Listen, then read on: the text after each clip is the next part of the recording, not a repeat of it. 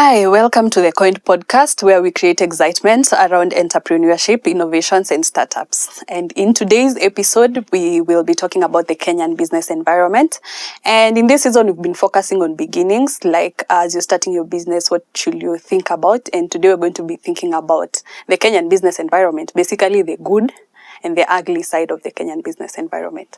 And today I'm privileged to have two of my good friends. We go together to church in Githurai Central SDA Church. And yeah, I'd like them to introduce themselves and tell us something brief. So yeah, Phoebe, please. Okay. Hi, my name is Phoebe Okello. I am a student at Jomo Kenyatta University. I am pursuing a bachelor's degree in information technology. Alongside being a student, I am an entrepreneur, and I have some other businesses in between. Yeah. To biashara twingine. To biashara tudogo pale hapa na pale hivyo. We see what you're saying. Yeah. So we also have Daniel Ombasa, Ndege Mfalme. Yes, please. Hello. My name is Ombasa Ndege. I am a student at the University of Nairobi. I'm currently pursuing my bachelor's in marketing.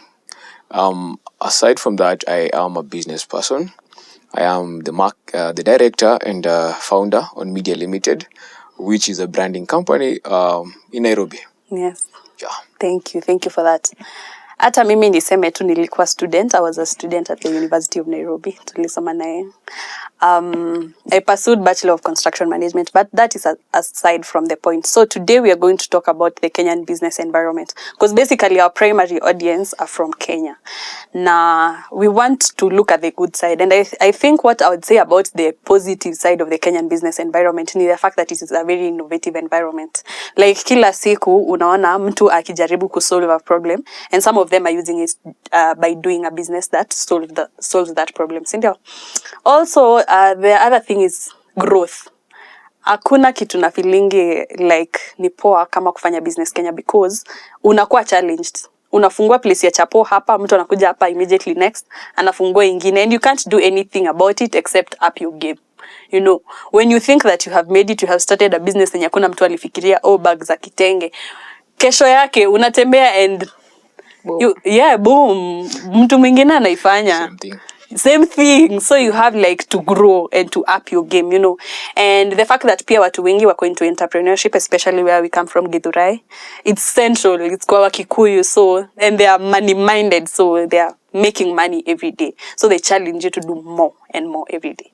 And I think that's about it, about the good side of the Kenyan business environment. That's a wrap. But probably kuna other things zenye ni mzuri uko nje zenye hatujaongelea, yeah.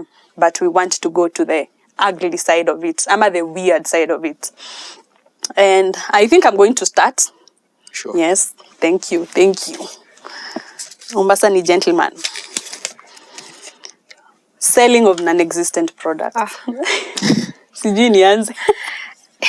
So the other day kulikuwa na kesi Kasarani. There was a case in Kasarani of these guys who were killed because they were selling to people online accounts that weren't working, and some of those online accounts were not even in existence, and they walikuwa naziuza for around 200k. So you know, imagine umetoka mtu 200k, mtu mwingine unaenda unamtoka 200k. So people ganged up and killed them. It was that bad. But you realize it's something that happens often. But do you even realize that even the thought of being a scammer is actually a business by itself? Honestly, no. Unaamua leo nitakuwa scam. Leo na con huyu na. I mean, at the end of the day, the goal is to make money.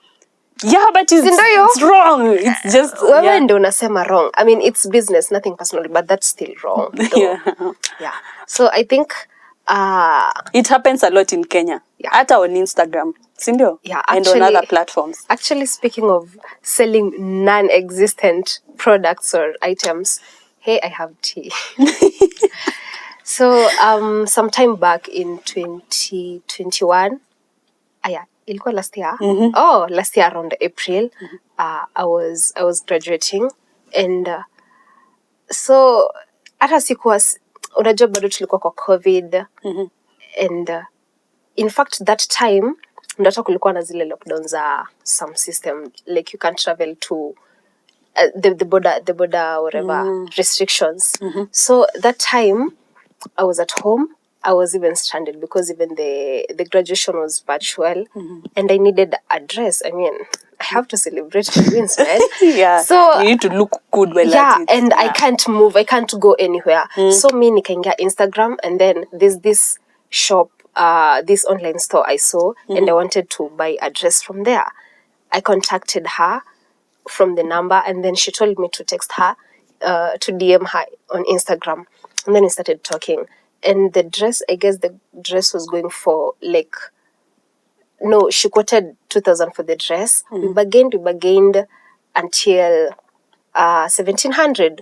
So, and because she was to bring it to our home, because you can't go. I mean, hata mzee yako tu people paranoid because mzee alipata COVID, so tuko tu kwa nyumba. So ni place tu ni lazima tualete. So I had to add some more cash for the delivery. So total was like 2K. The 2K tu yenye tu tulikuwa tunabagain na yeye because of the transport. Si nikatuma pesa. Let me tell you, Maina, that girl ni kama alifunga your account na ikashut hivo. It was just a fake account, I swear. See, I called, I texted, I called. Ulimtumia 2K yote bila address kufika. Wewe kwani umekuja Nairobi juzi? Okay, najua mimi sijakuja Nairobi jana, but you know, it was very believable. I don't know, whatever the idea she sold to me. Hata ingekuwa wewe ungelipa immediately. Kweli wanakanga nika, especially social media, wanakuonyesha nika they have a store, ni kama wame set up kila kitu, but wait. Chaije shapo. As if that was not enough. Some time back this year, there's this show I wanted to buy. So nikaingia tu bado tuna Instagram imenifundisha maneno bado. But this time I was a bit wiser, you know. I did not send like the full cash. I sent like half the money. And then ghosting again. This lady akaenda nikamcall, hakupick simu. I tried calling her, I tried DMing her. I even got blocked on Instagram, on her Instagram page. Wow. Na Phoebe, like there is nothing someone can do kujiprotect kutoka kwa hizi nini. Ama unakubali? I think unless you pay on delivery, because you'll be scammed for real. Yeah. Just be careful. Yeah. I think there's a way to actually do your own due diligence on buying online, because you see when someone is running a scam business online on Instagram, probably there's no way someone who has a legit business will want to risk it. So you can look for reviews from other customers.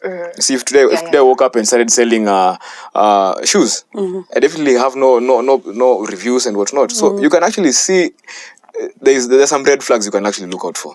So when you want to buy something online, can you verify it is a legit business? Have they been in business for some period? And even Instagram allows, or I think used to allow you to actually check the history of the page, the name. You will realize maybe last month it was called Kiatu Nzuri. 2 months later, it was changed the name. So such things, when you look for them, they are red flags. You can look and see, this is not a legit place to buy from. But and you can protect yourself from such situations. Yeah. It had over 50,000 followers and I was like, this is legit. This must be legit. Anyway, I think tu kuibiwa ni lazima. So unakubali na unasonga. It's a rite of passage. Kwa scam hii Nairobi, it's a rite of passage. Yeah, but usikukue wewe ndo una scam watu, honestly. Usiseme in the name of business, wewe ndo una scam watu. Yeah, but yeah. I think we can go to the next one, Mombasa, please. Yeah, help me. Okay. Copycatting. Okay. This is interesting. I wouldn't really say it is a really ugly side to business, because I feel copycatting is basically how competition comes about. If today you are doing a business that sells chapati, as you were mentioning, and tomorrow someone else comes and they're doing chapatis, you're selling the same product to the same clients. You have to figure it forces you to. Kenyans are so funny. Nitafungua salon hapa na niandike. We are specifically this is just a nail parlor na tunashuka labda long braids. Utakuja uandike this exact same thing. It's like business. what the It hell? is, it like is, it tafuta is idea yako It's kidogo. business. It's a I good want thing. yours. You want And that is how competition comes about. yeah. So you have Yeah. to up your game. Yeah. Mi nitafungua kibanda yangu ya chapo next to yours na kuna Yeah, but I think kuna hii pia this type of people who they do a lot of copycatting which is not even good for them. Like unapata mtu kwa mwaka mmoja amefanya biashara 12. There is. Anaona Mombasa ameanza masks naenda kwa masks. Phoebe alianza wigs naenda kwa wigs. You know. So even as you're starting your business, pursue something you believe in and just try to be patient with it mpaka you grow into something. What worked for me probably won't work for you. Sindio? You're doing wigs. Honestly, me, I know nothing about wigs except the fact that I want to wear them. So just try to run with what you're doing. Yeah. I think that is it about copycatting. Ama? Yeah, I think again I will reiterate the fact that it is a good thing. Copycat. Yeah, it is. You see, let's give an example of these taxi hailing businesses. The first company to come was Uber. That forced other people to come and also provide the same services. And now we have about 4 or 5 in the country. Yeah. Has it made it better for customers? It has.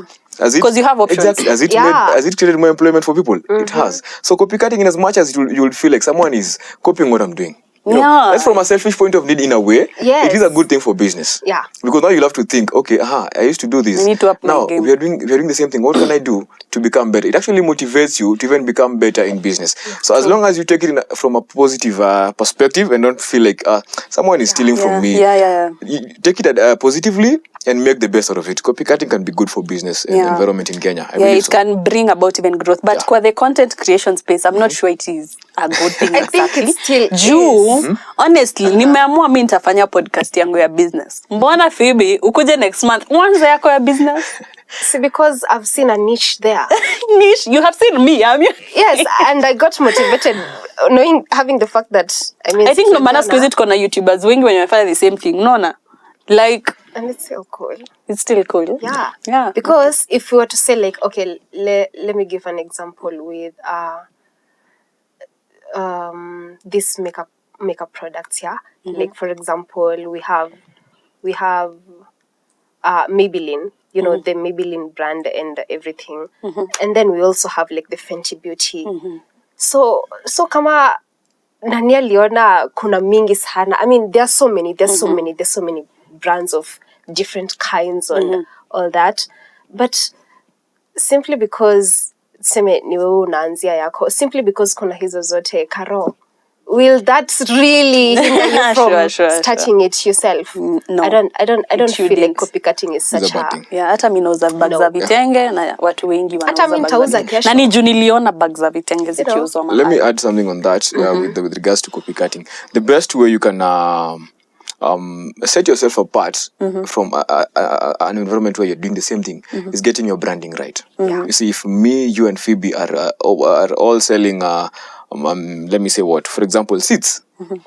If you can all succeed, ama you can succeed alone if you get your branding right. So set yourself apart from that space where you're crowded, and you'll actually make business. At the end of the day, it's a win-win. Biashara ni biashara. So, it's business, nothing personal. There's nothing bad about it. And if you need your branding, Mombasa. Definitely, we can help with that. Yes.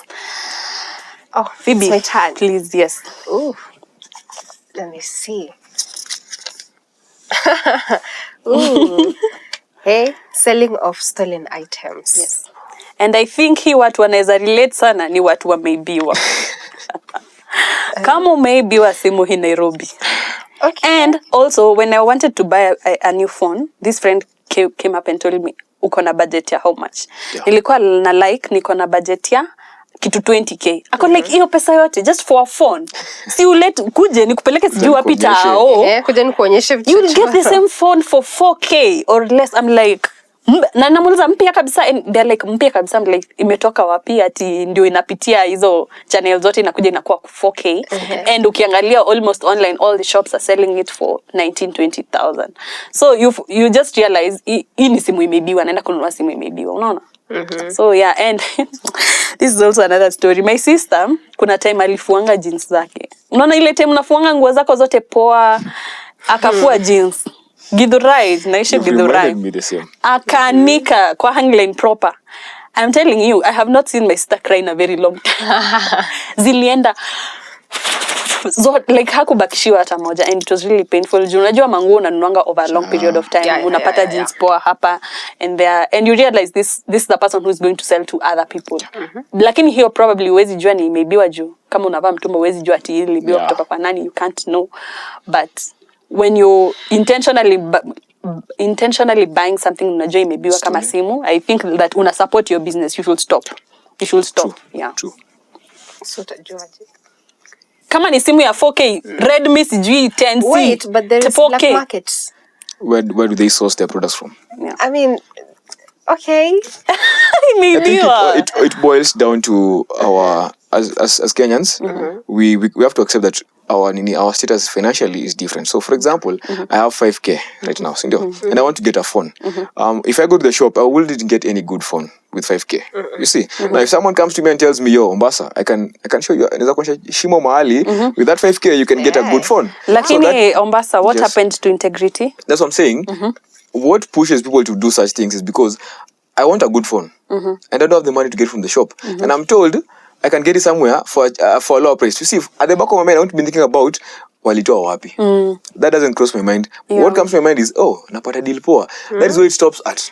Yeah, but but unajua venye nimesema, it's like supporting bad business, definitely. It's bad business. Na mimi si ati sikuwa na yodo, nilikuwa na yodo, but mtu ananiambia why pay all that money? Sometimes you have the money but you don't want to spend. Lakini you realize hizi vitu za kuibiwa zinaweza kuingisha kwa a lot of shit.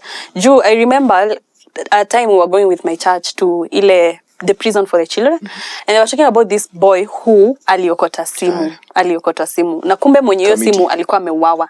Na unajua watu uawa ukweli juu ya simu, especially where I live in Githurai. Hiyo street inajulikana ni mbaya sana, watu ibiwa simu. Na venye kwanza stima upotea siku hizi hata mchana unaona 6 na mtu unaona kibiwa simu kabisa. And sometimes these young boys who steal from you even stab you and kill you. Maisha yako inaisha hivyo juu ya simu. And wewe mwenye utauziwa hiyo simu hutajua mwenye alibiwa aliuawa. Yeah. So basically ni shortcut, but ni shortcut and it blow up in your face. So just do the right thing. But I think as Kenyans hatuna hiyo ati integrity, doing the right thing. Deal ni safi. It's and then again it's quite hard to regulate and actually solve such problems, because there's no way the government will be able to track down all lost phones, all lost. They don't even track. Silienda Central Police. Yeah, it's hard to get it recovered. So nilienda nikaambiwa tutakutafutia simu, nikakapo almost half a day kujaza ma forms. We'll call you. Wapi? Yeah. So there's really no way to curb that. It's one of the downsides of doing business in Kenya. You come today and you're selling legit, for example, iPhones, and someone else knows where they can get where they're selling. Because what happens is, I will set up a business. Then I'll have like 7 boys from Githurai who I know will go and fetch them for me. So I'm running a business. I actually have a shop, and maybe call them refurbished. So I'm selling them, but I have people that stealing them for me. Yeah. So I think it's really hard to curb it, but it's one of those things that those things that we say that greater risk, greater reward. Yeah. Kuna story nyingine pia. This guy bought a phone in town. Kumbe risiti umempatia si ya hiyo shop. Si hiyo ya hiyo shop. Ni risiti ya simu, umenunua simu 10,000. So the guy kufika home, simu haifanyi. So si anaenda police station. Enye iko karibu na hiyo shop pia. Anakuja all the way to town. Anawaambia niliuziwa na hawa simu na wamekataa kuni-exchange and it's not working. Wakasema iko wapi risiti? Wakaonyesha ndio hii risiti walinipatia kwenda. Risiti na shop zinasoma different things. Na hivyo ndo simu ilienda honestly. Kenya ugopa. We lack a large population of, we lack integrity. Yeah. But at the end of the day, it boils down to how do you do your business? Do you have that integrity? Because if you're a good person, you wouldn't want to engage in such practices. Why would you sell something and give a fake receipt if you're not a bad person? So again, such things at an individual level, that is where the problem stems from. Na Kenyans I just think have to the change. worst attitude ni kila mtu anaifanya. So Everyone I does mean, it. ni busy. I mean, So I guess Yeah. we have to change right Hiyo from the line haiko. individual Kwanza kwa level. Phoebe I think haiko kabisa. Biashara ni biashara. Yeah. No. Aya. So I think we go, nimefikiwa tena. Yeah, it's your turn. Corruption, local authorities. Here I think nataka kuongelea sana on the part of, would you mean in the construction like field? Like kupata approval hata ya kabangalo, like ni lazima utoe pesa. Project. Exactly, like it is. And I'm feeling like unajua, oh me I'm a Christian, when I get to the construction field I won't give bribes and everything, but basically client amekupatia timelines, nataka I get approved in the next 2 months. Tuanze, you have timelines which are no ukidelay, that is cost. Because you are paying consultants, you're paying labor, you're paying a lot of people for this nini. Hata kupata, and ndo maana tunaona kuna shida mingi in society. Oh, mjengo imeanguka Kiambu, oh nini wapi juu mtu alilipwa. Ama you go to construction sites, no one is wearing safety apparel, yes. And you wonder like wana function aje kwa site, kwani the local authorities, what are they doing about this? Kumbe walipewa kitu kidogo, you know. Wanasemanga je ya kuharakisha miguu ama kitu kama hiyo. You have to pay something small, you have to bribe all the time. Nasikia matatu is another hectic one, that every time matatu imeshikwa for no apparent reason and you have to pay bribes. So it can be hectic in Kenya. Now I think some of them, some people, a lecturer of mine, he was telling us that alifunga biashara yake ya matatu. It was too much. It can get to the point where amwe equally palipa what, it's becoming too much. I can't do this. I can't continue running this business, you see. So yeah, just I don't know how you can get around this one, because ideally it's the local authorities. Utaenda kuripot kwa nani. You really can't. Nini. But what I can say, on the side of the person doing business, just don't be corrupt. I know it's hard. Really?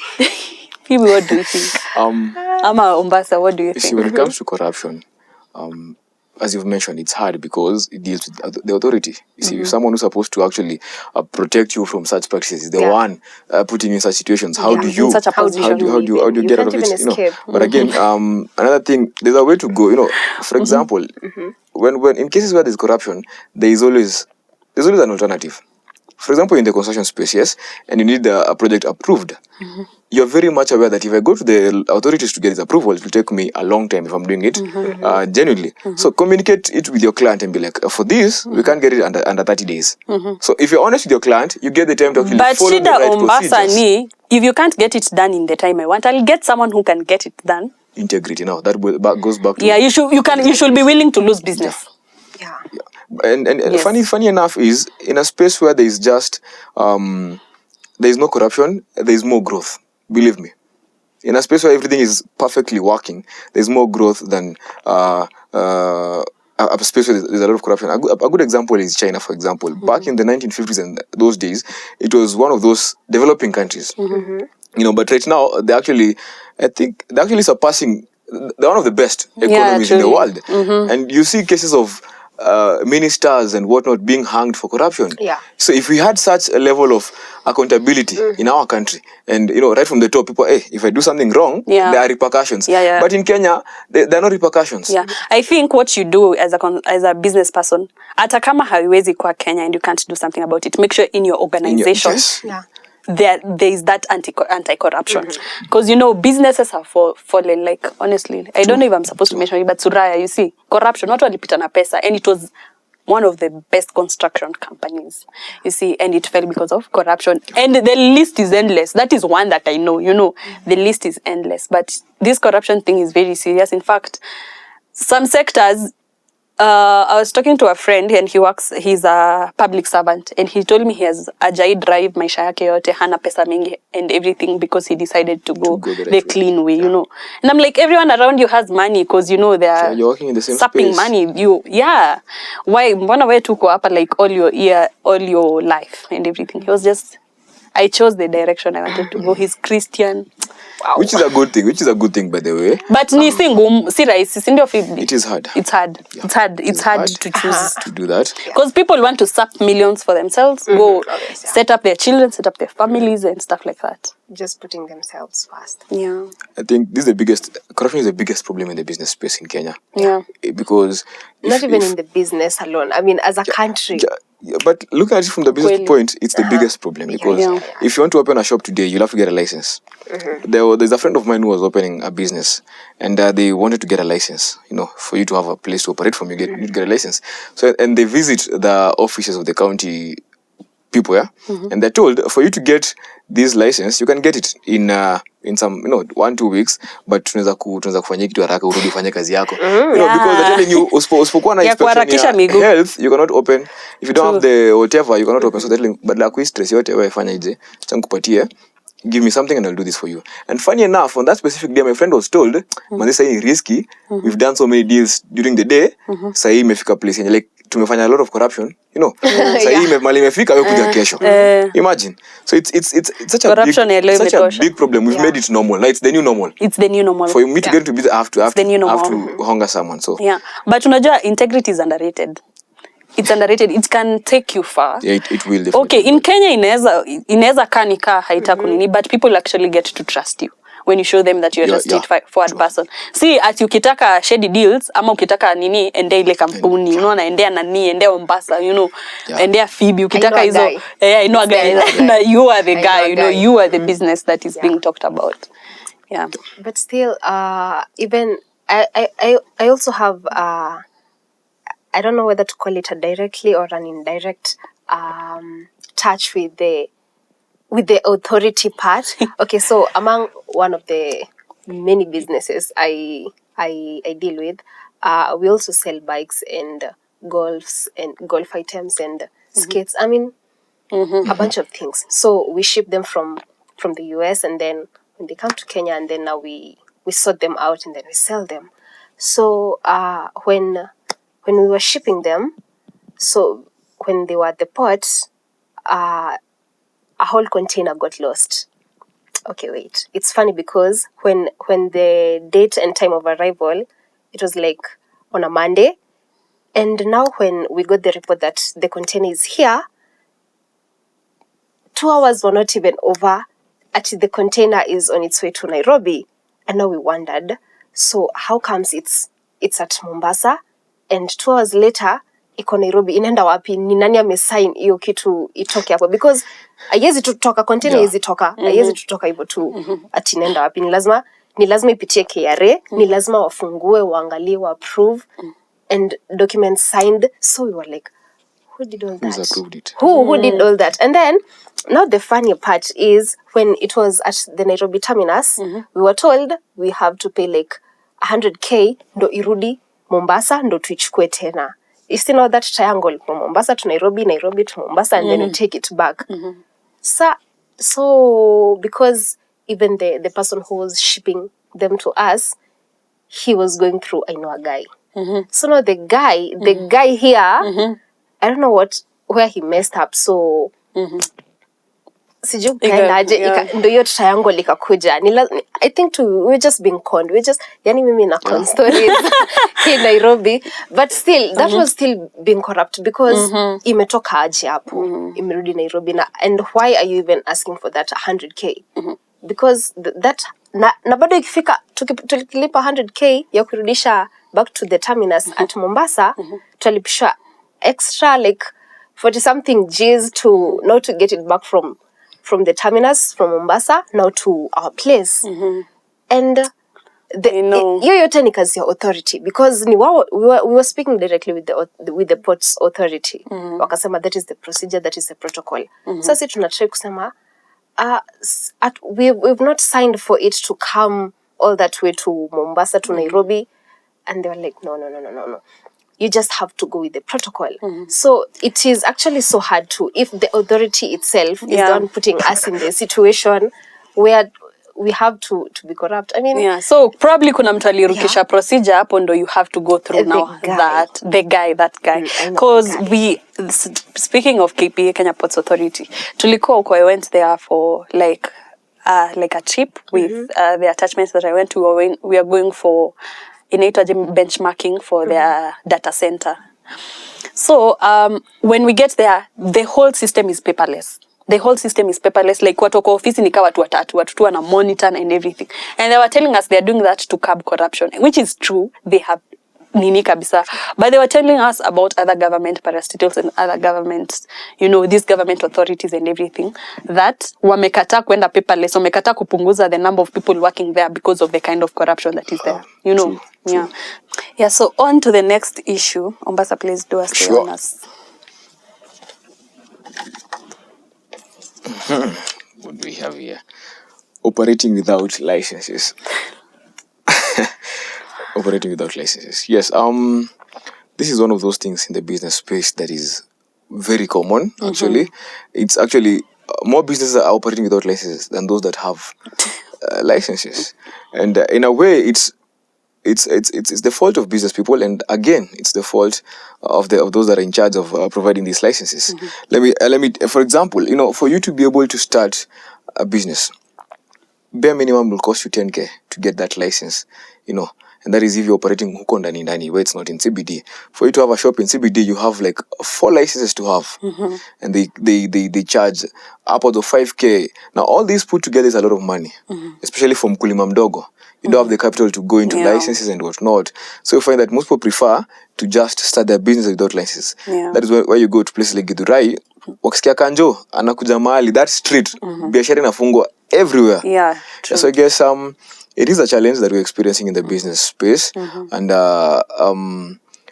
we are hoping that the government gets to address that, either unify all the licenses into one and reduce the costs, because at the end of the day, these same business people will pay you taxes from the business. True. Why tax them so much when they're yet to even start operations? Sure. So we hope and believe that one day the government makes it better for people to operate with licenses, and it'll be more convenient that way. Yeah.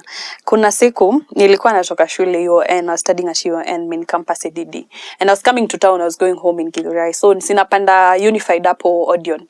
So when I get to Unified, unajua kuna kwanga na line, there's always a queue for you to get into Unified. Kidogo tear gas inaanza kurushwa. Man, it was hectic. I have my laptop, I have to start running. My eyes are teary, zinawasha. Ukipumua inawasha, and apparently ni hawkers wanakimbishwa. It's a big problem. Wanakimbishwa. I'm like, these people live like this every day. How? It's a big problem. Ati mtu anaweza kuja tu kwa barabara grab you everything na akwambia nazifungia makompesi 10K. That is what happens. Yeah. That is what happens. And you're like, man, this person labda alikuwa anategemea hii pesa ndio inaenda kulipa fee ya mtoto. This person, as in you're like, mbona tu asipate license, but you realize it's not that easy. It's not that easy in Kenya. As much as squeeze tunaambiwa like you can do things online, e-citizen and everything. Sometimes you don't have that cash. Yeah. But you also know, even as much as the local businesses, these many businesses we see operating without a license, were to have a license, like willingly to have a license, even minus the cost part of it, they actually delay, they take time. Some of them you can actually hustle, uta hustle kupat, but you go and then you're told not yet, you come like 2 weeks later, and then you go and then you still get delayed there over and over and over. So sasa utaka hizo siku zote you just start your job, man. But I still get them, but still that is such a challenge, because if we had licenses for every businesses we see and we know, it will actually curb a lot of the downsides, the major downsides of the businesses, such as you just can't have a whole license and sell counterfeit products. No, you just can't do so itasaidia kuregulate pia hizo business practices zingine. But still, I mean, it's just business. Maybe my notion all through is it's business, it's nothing personal. Yeah, but kuna watu wana feeling hiyo uchungu ya kitu biashara yako imefungwa juu na license ama it can really affect someone. But I would really advocate for businesses to have licenses. Yeah. Yeah. But the government has its part to play in making this process easier. Streamlined. Yeah. Streamlined, yeah, and wa subsidize hizo costs juu honestly. Yes. Nauza masks alafu niambie nilipe sijui 10k. But now you see for small for the small scale kabisa traders, it is impossible to license them. Yeah. See, for example, the hawkers in town. I mean, today nauzia Moi Avenue. Tomorrow na hawk Kikorok. Tomorrow I'm hawking Kirinyaga. So, yeah. With the different products. Yeah, exactly. So it's hard to regulate that. You just have to accept it as one of those thorns in business that you have to deal with. Happens. It is impossible to like fully license every business person. It's impossible. It can't work. Yeah, I think we can go on to the next. Okay. Phoebe, thank you. So, what do you have here? Hoarding. I think here especially, nimeiona Githurai, which to me doesn't make sense because of time value of money. Ideally, when you make money now, it's better than when you make money later because then you can invest and earn more money. So, the time value of money. Money is more valuable now. So, hii kitu niliona during Corona when, not even Corona, election period, when, even Corona or whenever it seems that vitu zinaenda kupanda, watu wa duka, they like hoard things, they hoard. So kama ni unga zile za so, unaweza pata mtu aliziuza like way later venye zilipanda to 200 bob, you see, which doesn't make sense to some extent. Ungeuza hizo za so leo, hiyo pesa reinvest to earn more money, you see.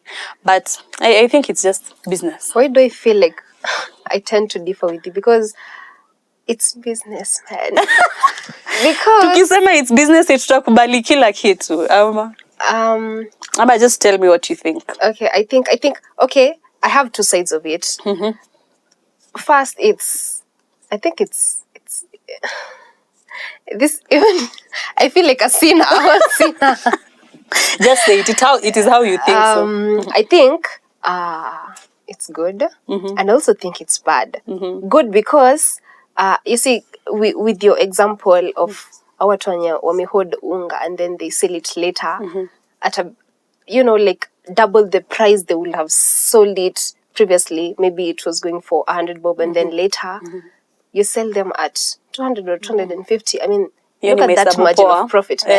But still also, I don't think I have a downside to it. What do you think, Ombasa? Tiebreaker? I think it's a more of a bad thing than a good thing. From a business perspective, as someone who's running a business, and you have, let me use the unga example. Today unga goes for, I don't know, but say 200 shillings. And then I'm anticipating that it will get to 250. Inflation or price increase is not a guarantee that, next month, lazima tupandishe bei ya vitu. So I'm there hoarding my products, hoping that the prices go up. Yeah. So you've wasted time. You're not selling. Then 1 month later, prices go down. What happens then? You've lost, as you were saying, time value of money. You've lost the opportunity to sell when it was high, and you've lost the time. You'll have sold more products. And you have reinvested that money. Yeah, today unga is 200. If I sell 10 packets and profit in 20 bob, that is 200 shillings. It's the same if I had to wait for 1 month and sell it at 200 shillings. You see, you're wasting time. Just sell it as it is. And then again, hoarding works with those industries that are more of a monopoly. Like sindio tuko nayo. Sindio tunadetermine price. It takes me back to facts that affect pricing and whatnot. You see, in some industries, for example, the medical, pharmacy, whatever, they determine prices themselves. But you see, for other easy reja, it's the forces of the market, demand and supply. So if you're dealing with these how do I call them?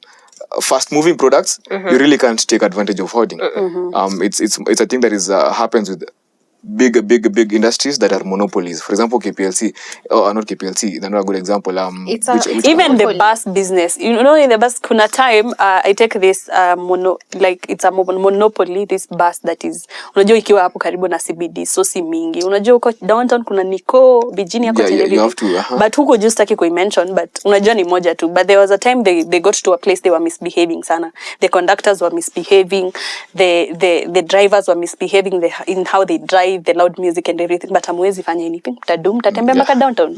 Tatembea mpaka kokote. So it can be a bad thing to the consumers. That hoarding. Yeah, but it can be a bad thing to you as a business person. Yeah. If you don't have the power to determine prices in the market, it's a bad thing. Moving on to the next. Counterfeiting. I think here kila kitu Kenya iko na copycat. Except humans. Yeah. Except humans. Hata karibu tufike huko. Hapana, humans ndo wako na counterfeiting. But iko wewe. Gani? Ebu nyuma ya kamera nitakwambia. So like juzi nimenunua sijui blue band and I'm taking it to the house and my dad is looking at it and he was like, I just wanted to know if it's the original. I'm like, wow. Karibu kila kitu siku hizi ni lazima uangalie kama ni original. Like you can't just buy something, you know. Hata ukienda kushop for something you're in constant fear, especially kama si directly kwa supermarket. You're in constant fear, ni fake ama ni origi? How do I know the origi from the fake? And it's a big problem, and it's sad, especially as a consumer. I remember back in 2019, just before Corona, I think it was September 2019, we were going to church in Lower Kabete. We had been invited as a guest group. So on our way to Kabete, I decided to buy a phone. Not like decided that moment. I had made plans to buy a phone. Nimesave pesa manze. Sina pesa, you know. Yeah. And you've saved for a long time, and I remember it was 13K. So nimepiga sabu zangu I can get a good phone. And I really used to crave for an LG phone. LG G3. So I went to this online store and I placed my order. So mimi nimepiga sabu zangu. Saturday asubuhi nikipita on my way to Kabete because I used to stay in Githurai. So nikipita tao I'll just pick it. So I went to the pickup place, nikapata simu yangu, nimeletewa and I picked the phone. Ile excitement ya manze niko na simu, you know. And it's such a good feeling. So I unpacked it and sadly nikatupa box because naenda church. Siwezi enda na box and hizo vitu zote kwa church alafu sikuwa na bag, you know. We don't work with the luggage. So I threw away the box and I only had the receipt and the phone. Sadly, kumbe it was a counterfeit product. And this company has a policy of if you're returning something, it has to come back when ulichukua. Especially in a box. Now I was stuck with a phone that doesn't work. And I can't use it and I can't return it. So it's a really sad thing for the consumers. I feel business people they benefit a lot from it. Yeah. There's really no, you know, risk. I mean, no bad side to it unless you're caught, of course. But for consumers, it's such a bad thing. Yeah. Hata juzi tu nimebuy kabambe. Imagine kabambe. Mtu anaweza kuzia kabambe. Kwanza ndio ziko counterfeit the most. I mean, nimerudisha simu mara 3. I was determined. I was like, I'm not supporting counterfeiting in Kenya. I mean, I'm a good citizen. Yeah. So nimerudisha mara 3. Siku ya kwanza namwambia hii simu yako haifanyi. Like inajirestart every 2 minutes. Ni nini shida? Kwani sitatumia simu? Ananiambia nini. Okay, the return. I go back the second time. Earpiece haifanyi. Ninarudisha mara cause I'm determined. I'm a determined human being. Narudisha mara and then the third time ananipe simu. Na confirm earpiece inafanya kufika home. The same issue na the first one. And inakaa Nokia inakaa mpya kabisa. And I bought it for 2,000 instead of 1,000. Bought it for 2,000, double the price. 2,000. Imagine double the price expecting that ni kitu legit. So hii mara ya 3 nalikuwa hiyo mara ya 3 akinipea simu ya 3, imagine. Akinirudisha mara ya 3 akaniambia usirudi. You know, so siwezi shinda nimerudisha kabambe mara 10. Man, so sad. But kabambe, lakini I think nowadays it spans from laptops to even tissue. Everything, almost everything is counterfeited. But again, I think the best and what should be happening is we should hold the people in charge accountable because see, for every product to be in the market, it has to be approved by a body. Yeah. You know? But you know, Mombasa, ideally I tried. You remember me, I tried to hold them accountable and tell them by the way, si mimi shida. Si mimi niliangusha hii simu ati ndio hii hapa isaifanyi. Replace this phone. But you know, Joy, you kind of give up. It takes me back to the point about corruption. See, for these products to come into the market and they're substandard, someone somewhere had to approve them to come into the market. Everything that gets into the country, it's approved in some way. So if someone allowed something that is not of good quality to be sold in the shops, then it's a case of corruption somewhere. So I guess that's what I was saying. We need to hold these people who are in charge accountable. You know, the people who are supposed to ensure the standard in the market. Yeah. The products being sold to us are actually legit products. But you know, Joy, here, I think in this platform, we just don't tell people, hold them accountable. We'll tell them how to hold people accountable. Like juzi venye stima upotea Githurai, after every like 7 days, na inapotea for more than 24 hours, which is so weird. Sad. And it is bad because Githurai is a red zone. Like, there's a lot of crime, so that is really, really bad. And their business and everything, people are going into losses. Yeah. And I was thinking, how do I hold KPLC accountable? Do I start tracking emails every other week? What steps can I take that will actually have effect? Because najua nikiandika emails, honestly, they might ignore. But how do we hold these people accountable? Obviously.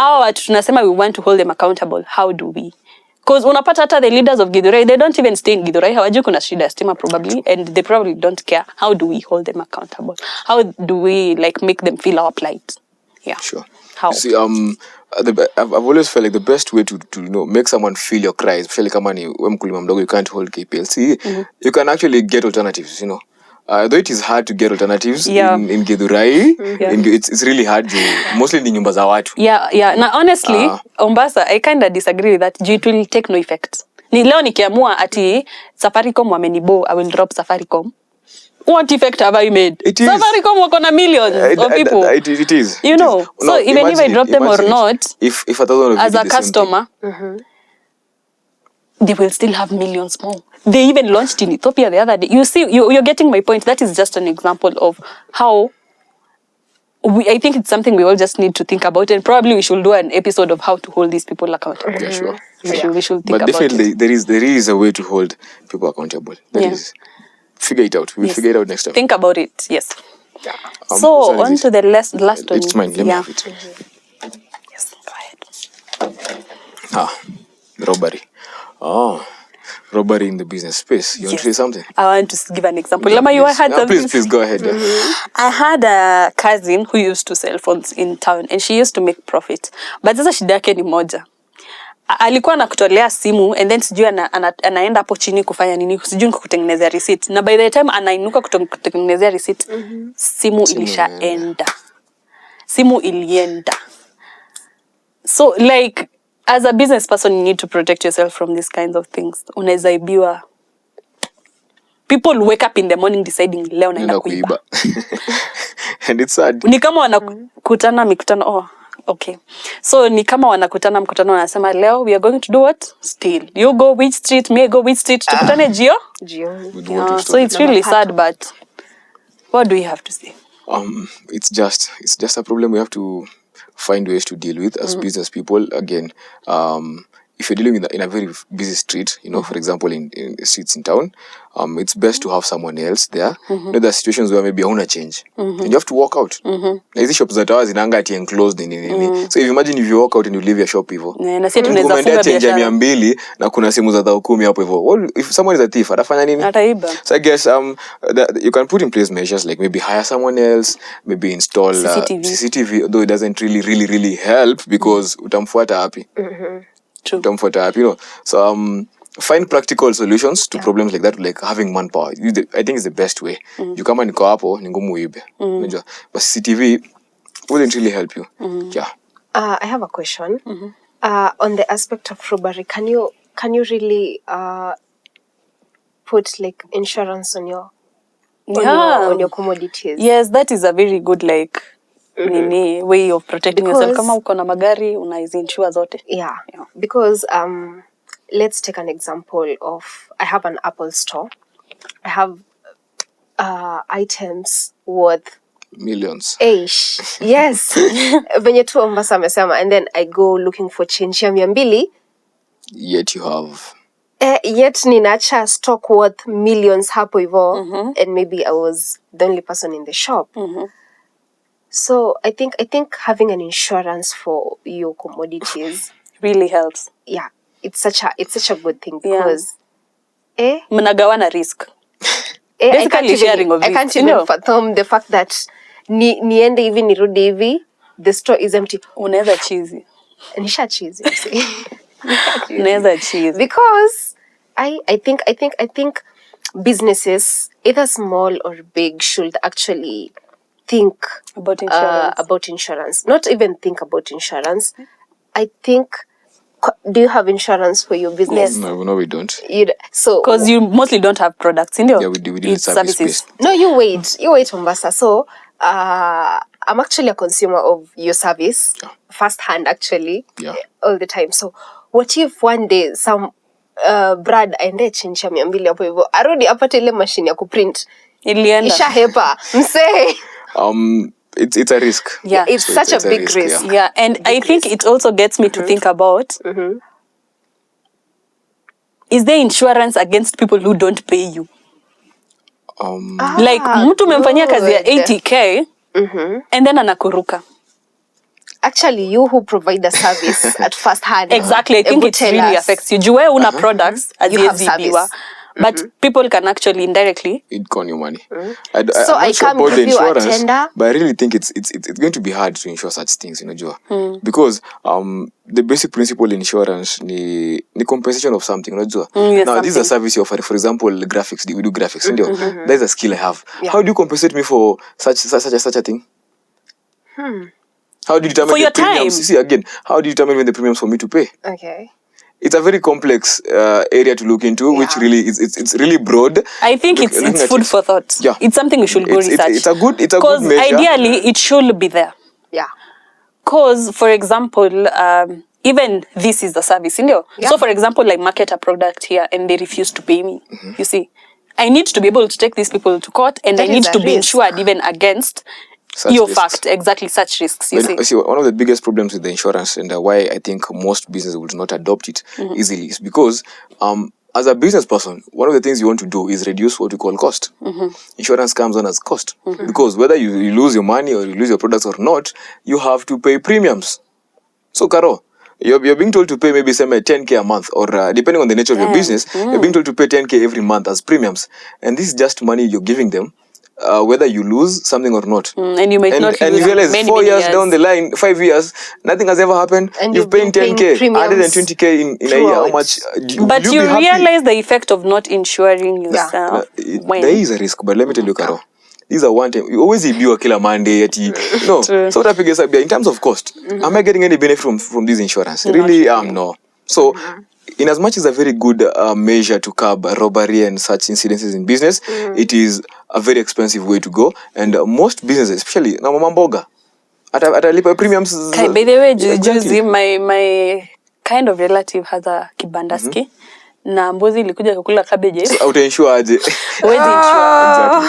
Unalipa premium. I get your point. Yeah. So it's a good measure, but not impossible, but very hard to implement in. Yeah, but if you're doing high-end products, now that is viable for companies that are large, dealing with the high-end products. But for wakulima wadogo like us, it's acha ni risk. Mungu atalinda yeye ingine. But still, I think we should also, even if not talk about, but think about, venye tu Karo alisema, I give you my service and then you refuse to pay. I mean, do you know? That is why we have the small claims court. Today, if I served Karo and we have an agreement, she's supposed to pay me and she refuses, I'll go to the small claims court and she'll pay me. So there's an option for that. Because I'm trying to think of this person whose business is catering, who has a catering business, and then he or she has been called out to cater for a wedding, and then obviously you just can't cater without the down payment. Maybe the agreement was the whole budget was say 150,000, so you pay me like 60 G's, to outsource everything. Okay, say it was 70 G's to outsource everything. I come, it's your wedding, I've served people, everyone is satisfied, and we're all good. Now come to the payment. Months later. Wewe umepotea, umeenda. I call you month 1, week 1, aushiki simu. Ama ukishika simu, ni stories za jabo unanipea, Mpaka unaanza until I kama just give up. And then the next time also someone calls me for a catering service. Naogopa, but I still want the cash, so I still go. You see, and then again, man. And I think some of these things actually zimefanya watu wafunge biashara. Yes. Now you see what to do, or what I do in my business to curb such incidents, because they happen. There are so many stories of tulipeleka catering mahali au tulipa. No, I think it's a good way. Now what we do is, if you're giving your service and the cost of production is about say 100 bob, and we're charging you 200 bob, we'll ask you to pay us 110 shillings. So the deposit amount covers the cost of production. But venye tu alisema, you remember when we were talking about scamming? When you ask a customer to pay a deposit which is more than half, ideally mina feel hini Kenya. That is a I will not do that. That's a policy for businesses, and they're there. You have to follow them. It should. It is there. Yeah. We have that in our company. For you to get any branding service from us, be it graphics, be it printing, be it. But I am talking about a point you have to understand the customer is kind of afraid. Now, How about you have a written agreement? You know, when something is written, you can claim. Sure. But unajua ukienda hata kwa hiyo court uende kuclaim na hamkuandikiana watakuwa like uko tu na story. Mliongea tu. Hearsay. That's what I'm saying. You see, now I'm looking at it from this perspective, Caro. You have the written agreement. Bado mtu Ulitia deposit sawa, si ndio? Ulitia vipi pesa yako? Ama unamuitisha deposit yenye ni reasonable. Honestly, it is Kenya. Sawa, you're running a business, Caro, remember. You're running a business. There is the costs. At the end of the month, employees won't want to know tulipeleka catering mali tu kulipwa. You have to pay them. And the law requires you to pay them. Same day. You know, same day. You have to. That's what I'm saying. It is best. And if someone is genuine, they want you to serve them, they won't have a problem with paying you. That's what I'm saying. But kuna hiyo aspect ya fear, honestly. I've been there. But still, but still, on the customer side, unajua me, I'm talking on the nyinyi mnaongea on the business person side koje yako.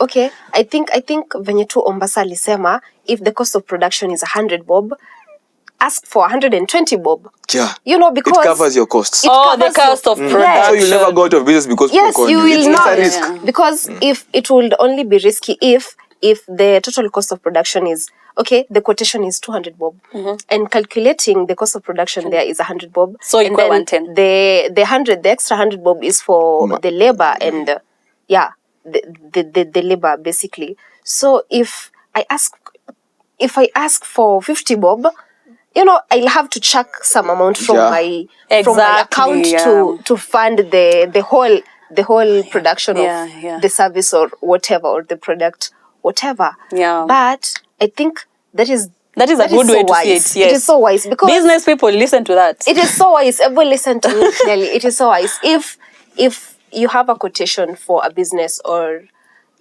basically your business, you're providing a service or anything, it has to be more than the cost of production. Yes, calculate it.